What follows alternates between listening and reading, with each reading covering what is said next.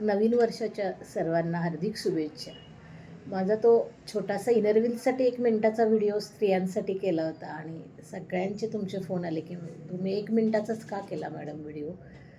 तर ठीक आहे, हरकत नाही, म्हणून मी आता जास्त ह्याचा व्हिडिओ तयार करते. खरं म्हणजे स्त्रियांसाठी एवढे वर्ष मी एक स्त्रीरोगतज्ञ आणि महिला दक्षता समितीमार्फत स्त्रियांसाठी काम करते, समाजकार्य करते म्हणून. आणि स्त्रियांचे छोटे छोटे छोटे प्रश्न किती आहेत हे मला कळत गेलेलं आहे. आणि त्यानंतर मी नेहमी म्हणते की स्त्रियांनी काय केलं पाहिजे.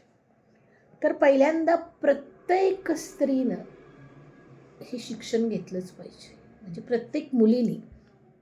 काय झाले आजकाल मोबाईलमुळं आपली मुलं वेगळ्या दिशेनं चाललेली आहेत. ॲक्च्युअल मोबाईलवर काय पाहावं आणि काय पाहू नये हे त्यांना काही कळत नाही आहे. त्यामुळं त्यांना मोबाईल देताना त्यांना काहीतरी बंधनं घातली पाहिजेत आणि त्यांना योग्य म्हणजे त्यांना पोषक की ज्याच्यामध्ये त्यांच्या जीवनाची योग्य दिशा मिळेल असं पोषक त्यांनी पाहिलं पाहिजे, हे आपण बघितलं पाहिजे. आणि पहिल्यांदा काय तर प्रत्येक मुलीनी असं शिक्षण घेतलं पाहिजे की जे त्यामुळे ती तिच्या पायावर उभी राहील. मग ते काही असो. माझं असं म्हणणं नाही की प्रत्येक डॉक्टर होईल, इंजिनियर होईल, सायंटिस्ट होईल, कोणी प्रोफेसर होईल, कोणी शिक्षक होईल, कोणी शेती करेल, कोणी फॅशन डिझायनर होईल, कोणी मेकअपचं शिकेल, काहीही शिकू दे. मग त्यांना नर्सिंग शिकू दे, काही आज इतके स्कोप आहेत शिक्षणासाठी. पण असं शिक्षण घ्या की जे तुम्ही तुमच्या पायावर उभं राहाल. मग कसं होतं की भले तुम्हाला लग्न झाल्यानंतर काही काळ घरची जबाबदारी येईल, मुलांची जबाबदारी येईल, पण जेव्हा प्रसंग येईल तेव्हा तुम्ही तुमच्या पायावर उभं राहिलं पाहिजे. आणि माझं तर म्हणणं आहे पहिल्यापासूनच हे नियम ठेवला पाहिजे की मी जर नोकरी करते, मी काही मिळवते, ते मी लग्नानंतर सुद्धा करेन. कारण कितीही म्हटलं तरी अजूनही समाजामध्ये काम करून 4 पैसे मिळवणाऱ्या स्त्रीला, जी पायावर स्वतःची उभी आहे, जिला पैसे कुणाकडे मागायला लागत नाहीत, तिला जो सन्मान आणि मान दिला जातो, तिचा स्वाभिमान टिकवला जातो, तो कितीही तुम्ही घरी काम करा त्या स्त्रीला दिला जात नाही आहे. हे चुकीचं आहे. घरातलं काम काही कमी नाही. आणि मग असं जेव्हा तुम्ही पहिल्यापासून कराल तेव्हा घरातलं कामही तुम्ही वाटाल. म्हणजे की बाबा काही गोष्टी अशा आहेत की घरातले ज्येष्ठ आहेत ते करू शकतात, तेवढं त्यांना द्या. तुम्हाला मुलं झाली त्यांना काम वाटून द्या. तुमच्या मिस्टरांनासुद्धा काही आहे की बाबा जे घरातलं किंवा बाहेरचं असं काही थोडंफार काम वाटलं पाहिजे.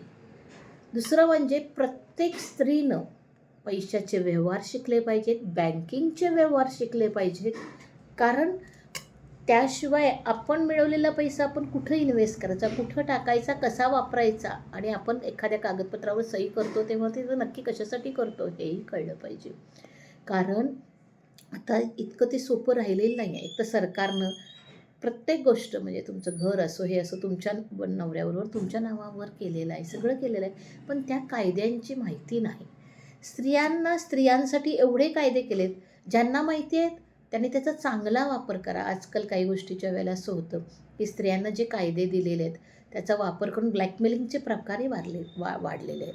पण तसं नाही व्हायला पाहिजे की स्त्रियांनी आपल्याला जे कायदे प्रोटेक्टिव्ह आहेत त्याचा वापर केला गेला पाहिजे. आपण त्याच्या विरुद्ध आवाज उठवू शकतो, वकिली मदत घेऊ शकतो, पोलिसी मदत घेऊ शकतो, महिला मंडळी असतात त्यांच्याकडे जाऊ शकतो. पण ह्याची माहिती स्त्रियांना नसते. तर त्या गोष्टी झाल्या पाहिजेत. आणि आपण त्या गोष्टीबरोबर आपले संस्कार विसरले नाही पाहिजेत. मग आपले आध्यात्मिक संस्कार असो, घरातील मोठ्यांची सेवा करणं, त्यांच्याशी खालच्या आवाजात बोलणं, त्यांना मान देणं, रिस्पेक्ट देणं, ह्या सवयी असू देत. किंवा घरचं पावित्र्य राखणं. उगाचच काहीतरी इकडं तिकडं मोबाईलवर बघायचं, इकडं तिकडं बघायचं आणि धागडधिंगा करायचा, नाचायचा, रील्स बनवायचे, हे आपले संस्कार नाही आहेत. आपले संस्कार जे आहेत ते खरंच चांगले संस्कार आहेत.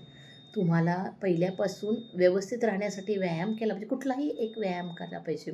मी पहिलेच सांगितलं की खाण्याचंसुद्धा व्यवस्थित सत्वयुक्त ताकदीचं खाल्लं पाहिजे. आपण आपल्या घरच्यांनाही देतो, मुलांना देतो, तसं आपणही ते सगळं व्यवस्थित खाल्लं पाहिजे. आपलंही आरोग्य व्यवस्थित राहिलं पाहिजे. कारण जोपर्यंत आपण व्यवस्थित आहे तोपर्यंतच आपल्याला लोक विचारणार. तुम्ही एकदा जागेवर बसला की 4 दिवसानं कोणीही तुम्हाला विचारणार नाही. त्यामुळे हेल्दी आयुष्य जगलं पाहिजे. कारण पूर्वी काय होतं माहिती आहे का, लवकर लग्न व्हायची. लवकर मुलं, लवकर नातवंड आणि म्हातारपण पण लवकर. आता तसं नाही राहिलेलं. लग्न होतात, त्यानंतर मुलं होतात. आत्ता 60 वर्ष हे म्हातारपण वय म्हणत नाही. 60 नंतर तर तुम्ही रिटायर होणार किंवा कमी काम करायला सुरुवात करून तुम्ही जे आयुष्य जगला नाही ते जगणार आहात. मग त्यावेळी तुम्ही हेल्दी असलं पाहिजे, तुमचे शरीर योग्य असलं पाहिजे, व्यवस्थित असलं पाहिजे, की जेणेकरून तुम्ही आयुष्यभर जे कष्ट केलेत, जे मिळवलं आहे, त्याचा भोग घेता आला पाहिजे. आणि नेहमी लक्षात ठेवायचं, आपल्या मुलांसाठी पैसे ठेवायची गरज नाही. त्यांना शिक्षण आणि संस्कार व्यवस्थित देऊन मोठं करा, त्यांच्या पायावर उभं करा. आपण तर भारतीय लोक ते करतो. परदेशी लोक तर युरोपियन लोक तर 17व्या वर्षीच त्यांना म्हणतात तुम्ही तुमचं बघा. तसं आपण करत नाही. आणि मग त्यांनी त्यांच्या आयुष्याची दिशा घेतली पाहिजे. कारण काय होतं, आपण तुमच्यासाठी पैसा ठेवला, तुमच्यासाठी सगळं केलं, ताकदीच्या बाहेर कर्ज काढून केलं आणि मग त्यांनी जर आपल्याला बघितलं नाही तर आपली अवस्था अगदी वाईट होते. कर्ज फेडाने आपल्याला काहीच नाही. ही अवस्था नसेल व्हायची तर तुमच्या ताकदीत आहे ते.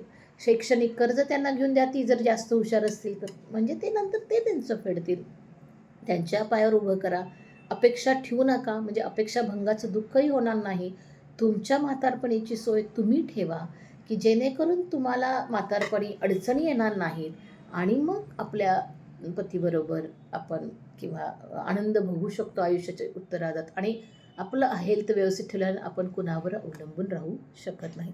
आणि आपल्या मुलांना असे संस्कार करा, की त्यांच्यासमोर जर आपण आपले सासू-सासरे, आई-वडिलांची सेवा केली, तर त्यांनाही ते संस्कार असणार. त्यामुळे ते आपोआपच ते करणार. फक्त अपेक्षा जास्त ठेवू नका. पिढीमध्ये अंतर असतं. त्यांची जगण्याची काही वेगळी अपेक्षा असते, आपली वेगळी असते. त्यामुळे त्यांची अपेक्षा ठेवू नका. उलट 2 हात लांब राहिलं, प्रसंगी एकत्र आलं, तर ते प्रेम राहील असं मला असं वाटतं. आणि वादविवाद, भांडणं किंवा कोर्ट कचेऱ्या यातून काही लाभ होत नाही. कारण त्याच्यामधून नुसती तेढ वाढते आणि मी म्हणतो ना, आपण कोर्टाची शाण्यानं पायरी चढू नये. तसं आपण नुसते वकिलांनाच काही पोचतो असं होत राहतं. तारीख पे तारीख होते. आपली दुश्मनी होत राहते. कारण नसताना क्रूरता निर्माण होते. त्याच्यापेक्षा क्षमा करायला शिका, माफी मागायला शिका, एकमेकांशी जमवून घ्यायला शिका.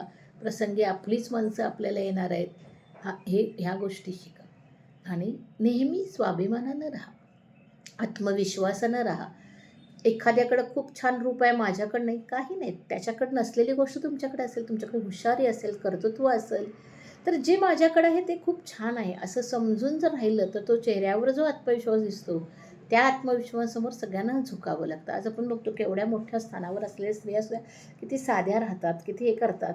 म्हणजे राहणी फार पॉश असली पाहिजे असं नाही. तुम्ही व्यवस्थित राहिलं, व्यवस्थित आत्मविश्वासानं आपलं काम केलं तर तुम्हाला यश हे नक्कीच मिळतं. पुढं असा आणखीन एखादा व्हिडिओ बनवेन मी. धन्यवाद.